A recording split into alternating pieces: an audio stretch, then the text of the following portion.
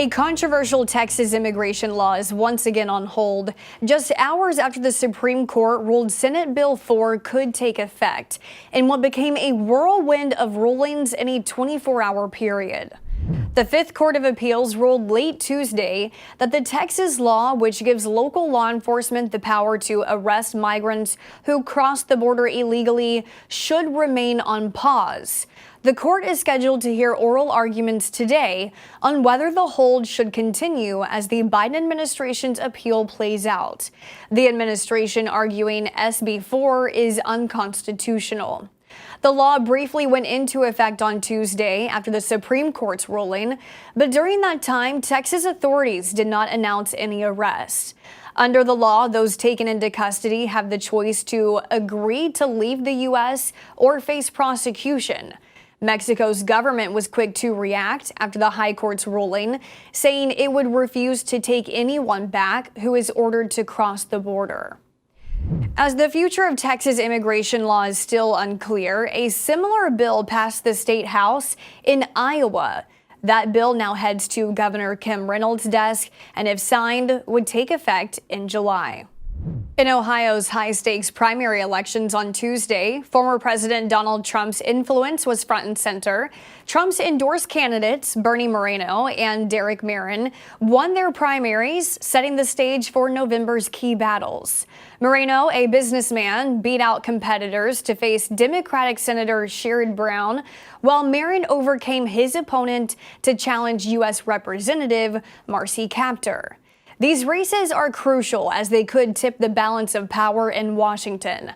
Both incumbents are seen as vulnerable in a state leaning more Republican. Moreno, in his victory speech, praised Trump and called for unity against Brown, labeling him an enabler of President Joe Biden's agenda. Brown, aiming for re-election, responded on X, saying, quote, "Moreno has spent his career and campaign putting himself first."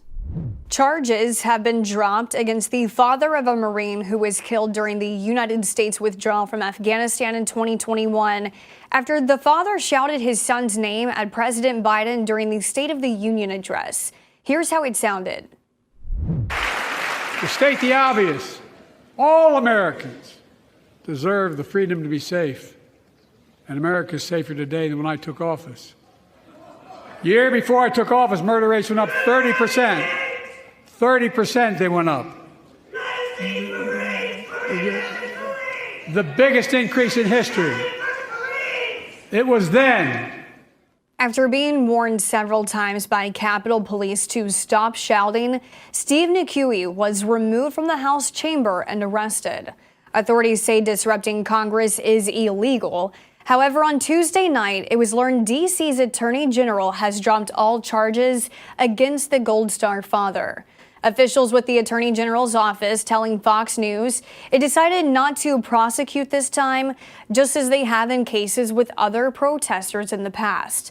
McHugh was reported to be thrilled and humbled over the news.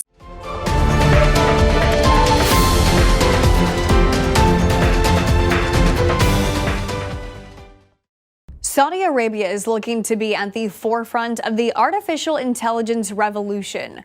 According to a report from the New York Times, the Saudi government is planning to create a $40 billion fund to invest in AI. The Times reporting in recent weeks, representatives of the country's public investment fund have had discussions with American venture capital firm Andreessen Horowitz with the possibility of the firm setting up an office in Saudi Arabia. The country's AI push is said to start in the second half of this year. The Times says this would make Saudi Arabia the largest investor in artificial intelligence in the world. Authorities in South Korea believe a bomb threat targeted at Los Angeles Dodgers star Shohei Ohtani is not credible. Police did not find any explosives at the stadium in Seoul, the site of Major League Baseball's opening day game this morning between the Dodgers and the San Diego Padres. The Seoul series marks the first time MLB is holding regular season games in South Korea. According to authorities, someone claiming to be a Japanese lawyer sent an email to the South Korean consulate in Canada saying a bomb would be detonated during that game. Police believe this same person was behind multiple threats last year. MLB releasing a statement saying they, along with local police, continue to monitor the situation. Ohtani is making his official debut with the Dodgers today after signing a 10-year, $700 million contract with the team last year. Finally this morning, there's reason to smile if you live in Finland, topping the list of happiest countries in the world yet again. Meanwhile, it's not such happy news for the United States, which has fallen out of the top 20. It's the first time in the 12 years Gallup has conducted its World Happiness Report that the U.S. didn't earn a spot in the top 20, coming in this year at number 23. Gallup says that's partly due to Americans under the age of 30 not feeling happy about their lives. Gallup says the U.S. does rank in the top 10 when just looking at Americans 60 and older. As for Finland, this is the 7th year in a row it was named the happiest country.